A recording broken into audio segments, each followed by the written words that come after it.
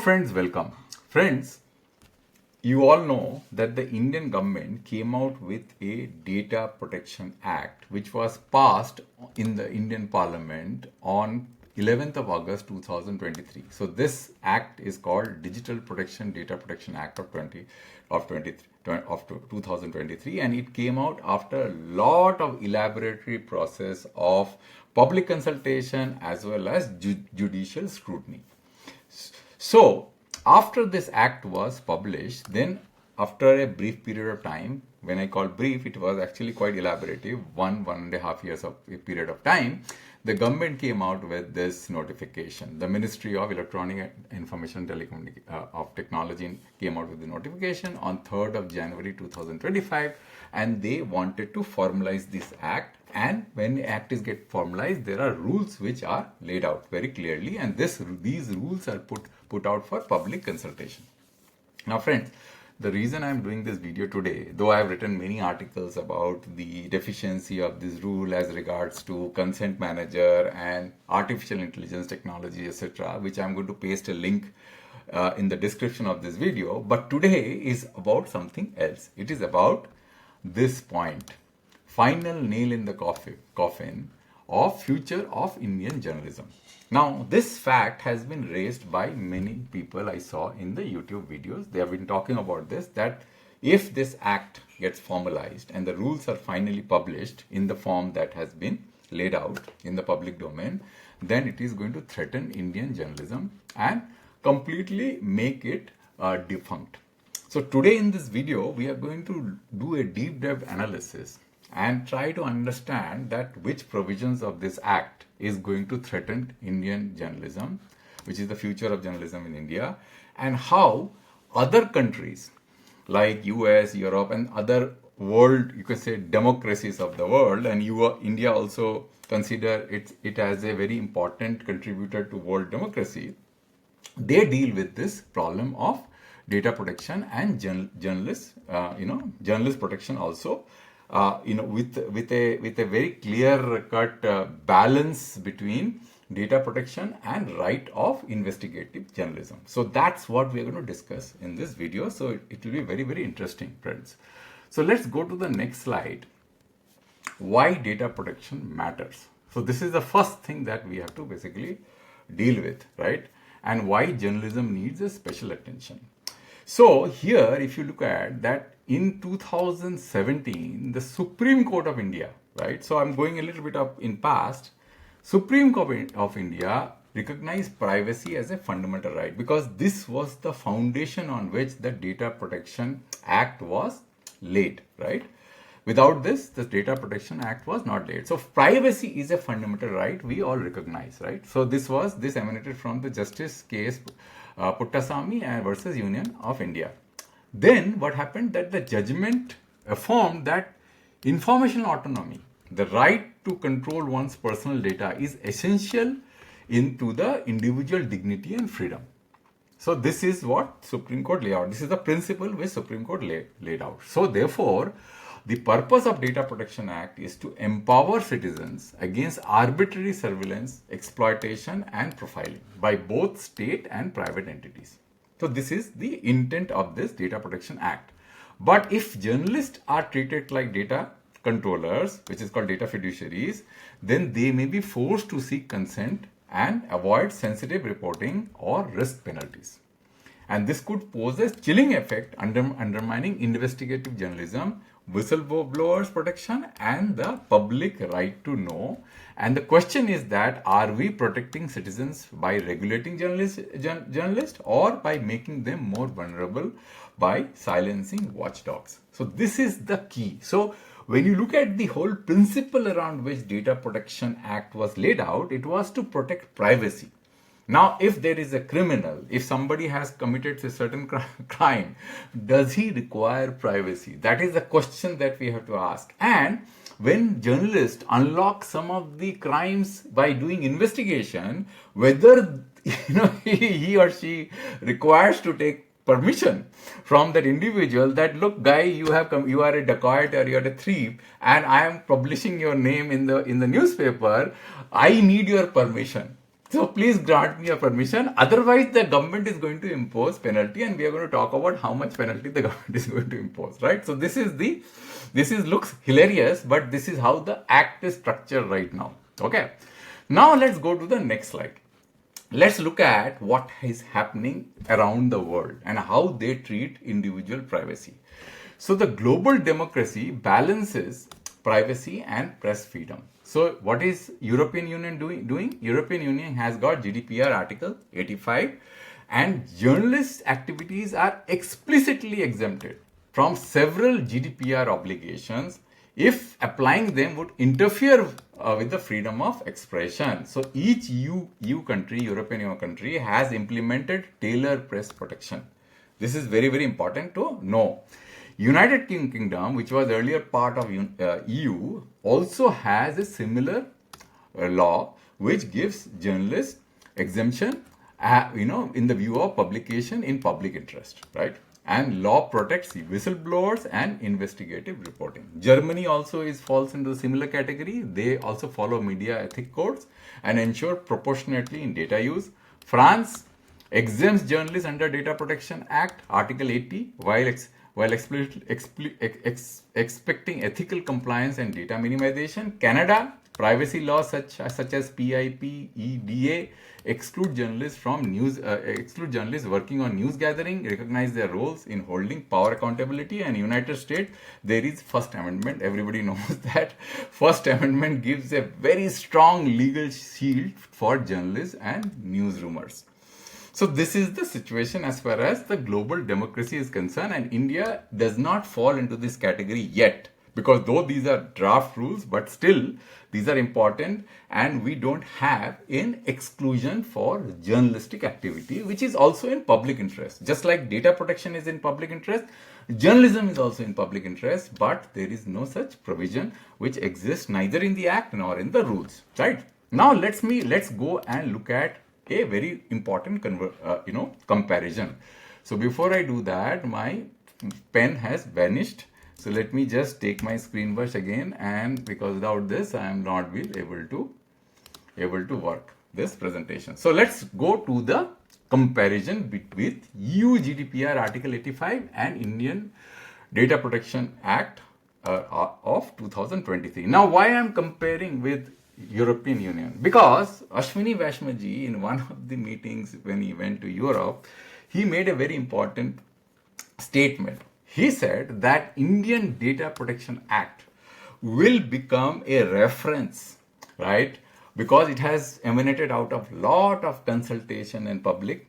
So now people will not look towards EU GDPR, they will be looking towards the Indian Data Protection Act and rules as a framework, right? So that will become a framework for other acts and other rules being formed anywhere else in the world. So he made a very important statement. That is why I am comparing EU GDPR with the Indian Data Protection Act. So first thing is applicability to journalists. So yes, so there is a provision in the GDPR which applies to all data controllers, including journalists, right? India also has the same thing. Yes, journalists and data fiduciaries, if they determine the purpose and means. If they determine the purpose and means, that is applicable. Specific exemption for journalists. There is a clear provision, Article 85, that allows exemption from journalists, artists and academic purposes. There is no such, in India, there is no such exemption mentioned for journalism. Legal basis for exemption. Article 85 1 and 2 requires a member state to create laws to balance data protection with freedom of expression as per EU GDPR. No such equivalent provision. Scope of exemption may cover chapter 2 and 9, principals, right, controller, duties. No exemption from principle or obligation provided. Who defines the exemption? Each EU member state, France, Germany, etc. Central government, no current guidelines for journalists. So let's go to the next part of the table. Test for exemption applicability. EU GDPR says if compliance would hinder journalistic freedom, exemption may apply. No such test of balance provision included in the Indian GDPR Act, Indian Data Protection Act.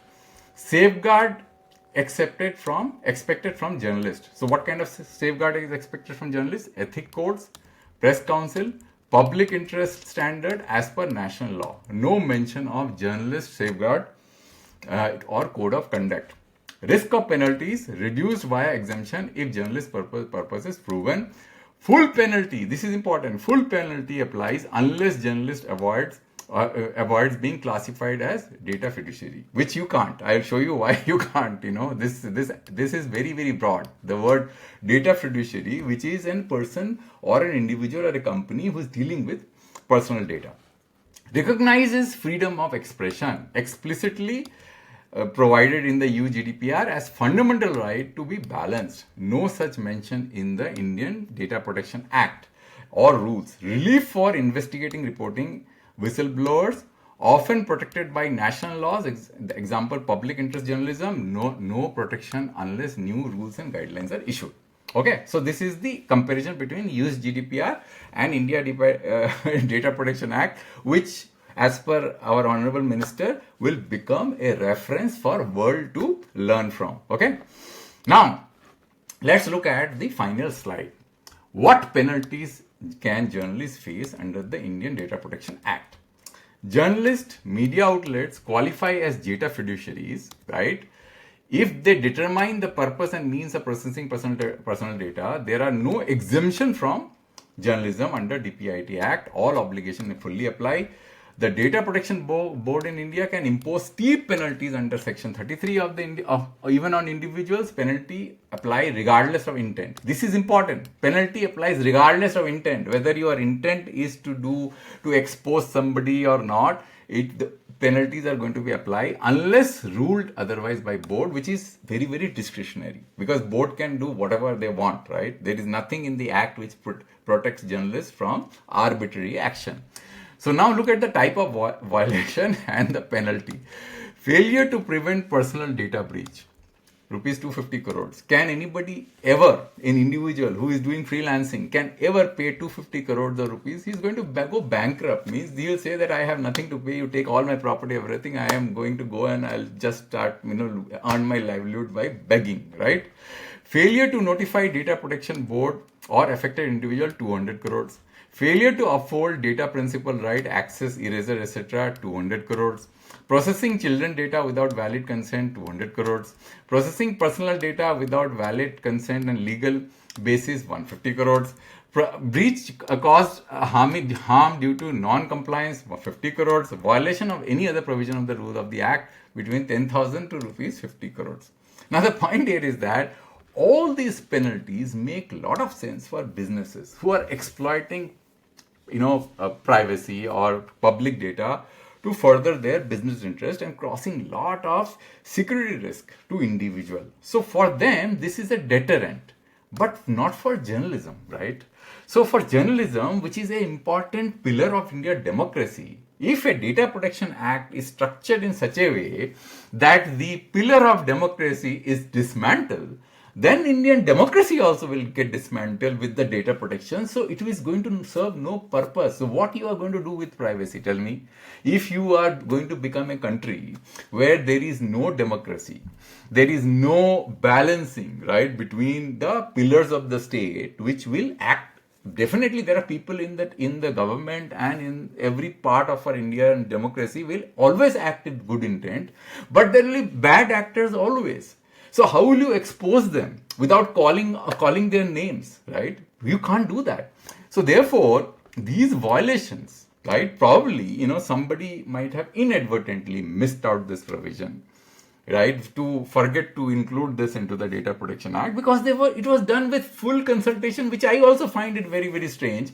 After 5 years of consultation, if you come out with an act and a rule where investigative journalistic, are not getting, investigative journalism is not getting protected, then, it kind of raises question that what kind of analysis and scrutiny that you went through in those 5 years. And it also kind of question whether it is deliberate or not, because it raises doubt, because for 5 years of analysis, then you came out with the Data Protection Act and this important provision is missed out. Now let me just give you why I am so concerned. So if you look at the the original act, which has all the definition. This is the definition of data fiduciary. So data fiduciary's definition is quite expansive. It will cover everybody under the sun in India, which means any person who alone or in conjunction with other person determines the purpose and means of processing of personal data. Means anybody, a YouTuber or a individual or a freelancer or a company or anybody who is in the you can say in the business of journalism with an intent to protect our democracy, the fundamental pillar of our democracy, and if he or she goes and exposes somebody who is a criminal, who is indulging in any kind of corruption activity within the government, then he or she has to take a permission, which looks hilarious to me, right? So that is one thing which I thought of, because there have been a lot of videos which have been done. There are people who are doing a lot of analysis on this topic, talking about it.